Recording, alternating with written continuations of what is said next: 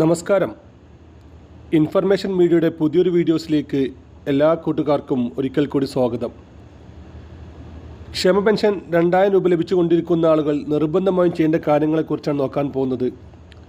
ഈ മാസം 30-ാം തീയതിക്ക് മുമ്പായി തന്നെ നിർബന്ധമായും ചെയ്യുക. അല്ലാത്ത പക്ഷം പിന്നീട് നിങ്ങളുടെ പെൻഷൻ മുടങ്ങുന്നതാണ്.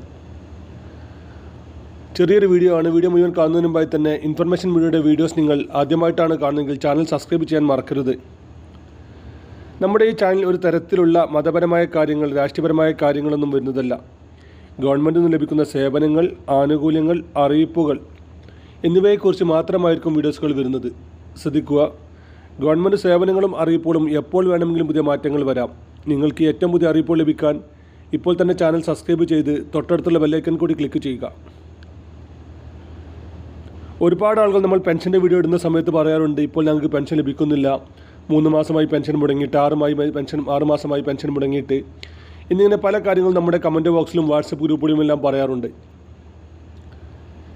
ഇങ്ങനെയുള്ള ആളുകൾ പ്രത്യേകം ശ്രദ്ധിക്കുക. നിങ്ങളുടെ എന്ത് കാരണം കൊണ്ടാണ് പെൻഷൻ മുടങ്ങിയതെന്ന് നമുക്ക് തന്നെ അറിയാൻ സാധിക്കും. നമ്മൾ കഴിഞ്ഞ വീഡിയോസിൽ പറഞ്ഞതുപോലെ തന്നെ പെൻഷൻ സേവനയിൽ സെർച്ച് ചെയ്ത് കഴിഞ്ഞാൽ നിങ്ങളുടെ എന്ത് പ്രശ്നമാണെന്ന് നമുക്ക് അറിയാൻ സാധിക്കും. ഒട്ടുമിക്ക ആളുടെയും പ്രശ്നങ്ങൾ 2 കാര്യങ്ങളാണ്. ആ 2 കാര്യമാണ് നമ്മൾ നോക്കാൻ പോകുന്നത്. അതിലൊരു കാര്യമാണ് പെൻഷൻ മസ്റ്ററിങ്. നമുക്കറിയാം, എല്ലാ തരത്തിലുള്ള ക്ഷേമ പെൻഷൻ ലഭിക്കുന്ന ആളുകൾ നിർബന്ധമായി ചെയ്യേണ്ട കാര്യമാണ് പെൻഷൻ മസ്റ്ററിങ്. അത് ചെയ്യാത്ത ആളുകൾക്ക് പിന്നീട് യാതൊരു തരത്തിലുള്ള സാമൂഹ്യ സുരക്ഷാ പെൻഷനോ അതുപോലെ തന്നെ ക്ഷേമനിധി പെൻഷനോ ലഭിക്കുകയില്ല. അതുകൊണ്ട് തന്നെ നിർബന്ധമായിട്ട് ഈ ഒരു കാര്യം പ്രത്യേകം ശ്രദ്ധിക്കുക. മസ്റ്ററിങ് മൂലം നിങ്ങളുടെ പെൻഷൻ മുടങ്ങിയിട്ടുണ്ടെങ്കിൽ നിങ്ങൾക്ക് 1-ാം തീയതി മുതൽ 10-ാം തീയതി വരെയുള്ള ദിവസങ്ങളിൽ അക്ഷയ കേന്ദ്രങ്ങളിൽ നിന്നുള്ള സൗകര്യം ഉണ്ടായിരിക്കും. ഈ സമയത്ത് മസ്റ്ററിങ് പൂർത്തിയാക്കി കഴിഞ്ഞാൽ പിന്നീടുള്ള മാസങ്ങളിൽ നിങ്ങൾക്ക് പെൻഷൻ ലഭിക്കുന്നതാണ്. അതിനുള്ള പെൻഷൻ പിന്നീട് ഒരു കാലത്ത് നമുക്ക് ലഭിക്കുകയുമില്ല. അതുപോലെ തന്നെ മറ്റൊരു കാര്യമാണ് വിധവ പെൻഷൻ വാങ്ങുന്ന ആളുകൾ. അവർ എല്ലാ വർഷവും നൽകേണ്ട സത്യാമൂലമുണ്ട്. അവർ വീണ്ടും വിവാഹിതയായിട്ടില്ല എന്നുള്ള സത്യാമൂലം. ഈ സത്യാമൂലം നൽകാത്തത് കൊണ്ട് പെൻഷൻ മുടങ്ങിയ ഒരുപാട് ആളുകളുണ്ട്.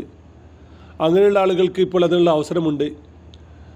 വാർഡ് മെമ്പറുമായി ബന്ധപ്പെട്ട് കഴിഞ്ഞാൽ നിങ്ങൾക്കൊരു ഫോം ലഭിക്കുകയും ആ ഫോം ഫില്ലപ്പ് ചെയ്ത് കഴിഞ്ഞ് നിങ്ങൾ വാർഡ് മെമ്പറുടെ സഹായത്തോടെ തന്നെ പഞ്ചായത്തിൽ കൊടുക്കുകയും ചെയ്ത് കഴിഞ്ഞാൽ പിന്നീട് നിങ്ങൾക്കും അടുത്ത മാസം മുതൽ പെൻഷൻ ലഭിക്കുന്നതാണ്. നമുക്കറിയാം, കേരളത്തിൽ ഇപ്പോൾ ഇലക്ഷൻ കഴിഞ്ഞിട്ടുണ്ട്. 2 മുന്നണികൾ അധികാരത്തിൽ വന്നു കഴിഞ്ഞാലും അവർ 2 ആളുകളും ഇപ്പോൾ 3000 രൂപ പെൻഷൻ പ്രഖ്യാപിച്ചിട്ടുണ്ട്.